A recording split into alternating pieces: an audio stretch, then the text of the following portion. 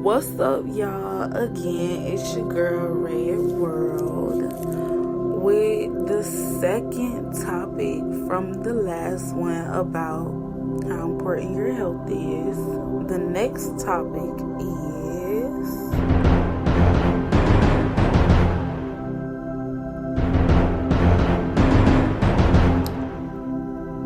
how important mental health is. Mental health in relationships, how to deal with it, how to know if you're dealing with someone with mental health, and how to cope with those things, like how to respond and all that stuff, and how to respond to yourself having mental health. So let's get into it.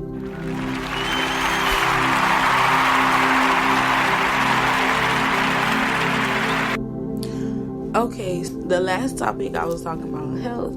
This go around is more so in the mental end. So, how important mental health is? Mental health is very, very, very important. It's even a little bit more important than your health, because your mental affects your health, and it all starts from the thought process cycle. A lot of people don't understand that some people have mental health and they do not even know. Not the ones who know, but it's a lot of people with mental health problems and they don't even know that they're mentally ill. So let's get into that. What mental health is basically you can either be diagnosed with it can occur from trauma, and that's where sometimes people fail at not knowing, is not even knowing that they were traumatized by something.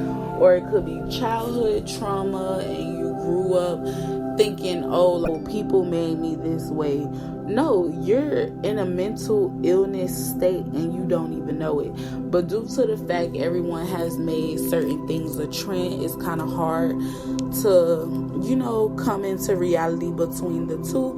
If either you're mentally ill or you're just falling behind the cycle. So basically, how to deal with your mental health. Like, a lot of people don't realize that they be sad more often than usual. Or some people don't realize they're angry more than usual. Some people don't realize that they're like they spaz out, like they just snap, be ready to fight or argue into very negative vibrations more than usual. So these little certain acts of things are all bits and pieces of mental health. So for starters, when you have a mental illness, like, it's so many out there with so many different side effects and causes, but I'm gonna just start with the main things like anxiety, depression, suicide. Those are like the main three ones right there.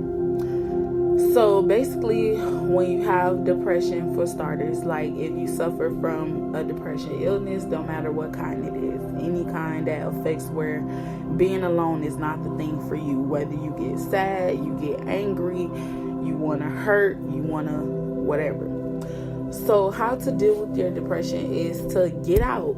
Go out. You get what I'm saying? Handle it. Deal with it. Don't run away from it. Don't lay in that bed. Don't lay down all day. Don't distance yourself from people. Don't lock yourself in. You get what I'm saying? Break out of it the best way you can. If someone is trying to, spend time with you, spend a day with you, break out of it. Do not feed into your mental state. Or even if you don't want to deal with people, or you just don't like people energy, there's nothing wrong with that. You could still fight your depression. You still don't have to be alone. You can meditate. You get what I'm saying? Write to yourself. Be your own closest friend and love yourself enough to where you're never alone. You're always with you. You're always well connected with yourself.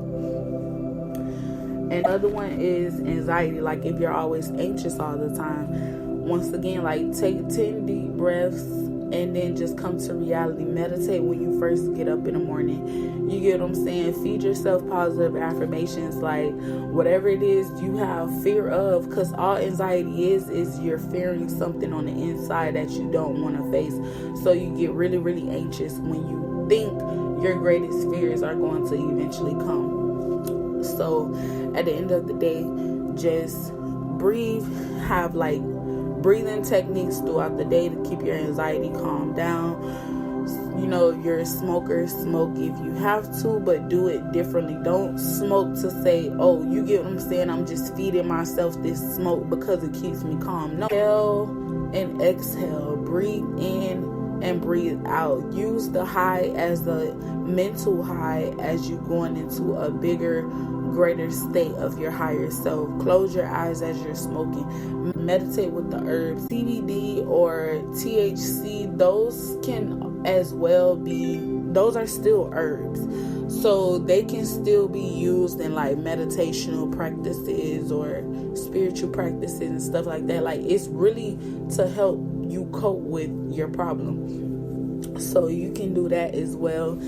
And then if you suffer from like suicidal thoughts or very bad anger issues or whatever the case is, like whatever piece of your past or whatever it is you're holding inside yourself that's turning you that way, all it is a thought. You're feeding yourself that energy consistently. It's something from before that you keep feeding yourself to get you to that point, and you use that one scenario, that one situation, that one scenery, or that one part of your life to project everything else that you see in this world. And that's why, you get what I'm saying, you just flipping out, or you just ready to end it all, or you ready to stop thinking. Just stop thinking. When it comes down to that type of thing, stop thinking. Once again, meditation is key to everything, because all you can do is see yourself and your thoughts. All you can hear is yourself and your thoughts. And start writing those things down. Really look at them. This is the stuff that I tell myself every day.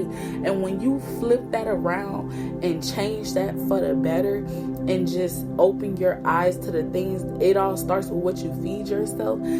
I guarantee you, your mental illness will be a big help, and it'll go down so much more, like so much more, because all mental illness is negative energies that we grew up on feeding ourselves, or being fed, you know, that was being instilled into our brains, and it turned us into that energy. It's not about the situations. Let go of the situations at the end of the day, because it started with the energy for it to create the situation. So the more you can control your energy, the more you'll be able to control your mental.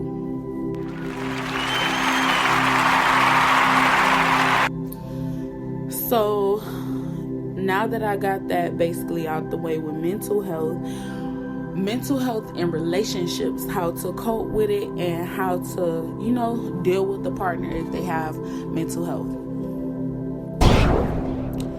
Okay, so if you date a person who has a mental illness, which is things you can see, obviously, not if you saw their paperwork and stuff like that, but things you could see. Like if you see this person is sad a lot, if you see this person talks down on themselves a lot, if you see this person is always having like depressional moments, if you see this person has always anxiety, if you see this person have an anger issue, if you see that this person, you get what I'm saying? Things that everyone has. These are bits and traits that damn near 80-something% of people around this world have. Because we all grew up instilled with these negative energies of the world.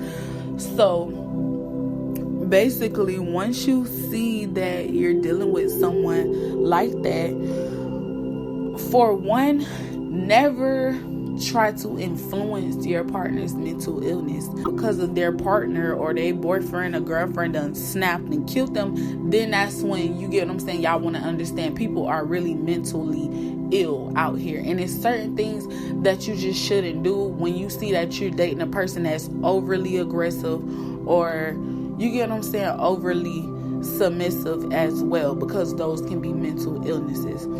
So if you see that you date someone, they get very, very angry, don't do little things to try to trigger them. Be their happy place, be their go-to, because 9 times out of 10 that's what they're looking for. But a person with anger issues is not going to trust you enough to let you know that they just want you to be their happy place, because deep down inside they have a lot of fears that they haven't really faced yet, and they're more so angry at the world that all this stuff has happened to them, and their greatest fear is for it to not happen again. So now they just walking around thinking that they're protecting themselves, but really they're just destroying themselves 10 times more. So that's for a person with an anger issue. Then if you have someone who's always like extremely nervous, something is wrong with them or whatever the case is, but whole time that person has a mental illness. These are hidden fears, which is negative energy that has been instilled into your mind as you grew through your life's purpose. So that's all it is. So you need to be that positive light, that positive energy to your partner. And if you both have mental illness, your boyfriend has anger issues and you got depression, that's like a main thing out here these days. Like most females have lack of self-esteem and depression, and most dudes out here have anger issues and stuff like that. And y'all keep trying to combine the two, and it's like this angry person living in fear is like, you get what I'm saying, trying to love you, but really there you have a very low vibrational energy, and they have a very high vibrational negative energy. You get what I'm saying? Like, y'all following me? Even though that person vibration is high, it's a negative high. It's not a positive high. And you have a low negative vibration. So of course this person that's on a high negative rise is going to get filled up from your depression. They're sucking up all the energy that you don't even got. But no, when things like that happens, be by yourself till you gain that energy you need. There's nothing wrong with being by yourself. Sometimes God can, bring those people in your life to boost your energy and you get what I'm saying, your mental immune system. But it's don't be that one peak in your life where you have to be by yourself. I'm not even going to sit here and lie to y'all. The only way you can get abundance of peace if you had time to fight those negative demons in yourself. Yes, our angels help us. It's people in this world who are God-given angels who come into our life and give us that energy and that light that we need. But it's not going to be there forever. Eventually, you're going to have to deal with the real source, the real piece of light, which is you, the inside you, getting in tune with your higher self just like everyone else, so you can collect your own peace, so you know how to deal with yourself. A therapist, a person, a girlfriend, a boyfriend, a parent, none of these things can ever help you as much as you can help you. You are your own enemy. You are your own karma. So do what's best. And you get what I'm saying? Be alone if it's that case. If you're mentally ill and all you keep doing is attracting people that's like you or even worse, just stay to yourself till your energy is better, till your mental illness is developing more. And you'll feel it. You'll know it. Trust me, y'all. I done been depressed before. I done been suicidal before. I done been angry before. And people who knew who I was before, like, I'm pretty sure they can tell you these things. Like, I was not always like this. It took a lot of time, a lot of work, a lot of patience, a lot of tears, a lot of prayer, and a lot of time by myself. Mainly, I always ended up by myself. So I'm telling y'all, it's okay not to be okay. Stay by yourself. If you keep seeing that you repeatedly in situations where you just alone, it's something that God is trying to show you that it's only meant for you to see. That's another thing too, y'all. Y'all gotta understand that we have our own lives to live. You get what I'm saying? So y'all have to understand sometimes it's not meant for people to be in your life at this peak right now.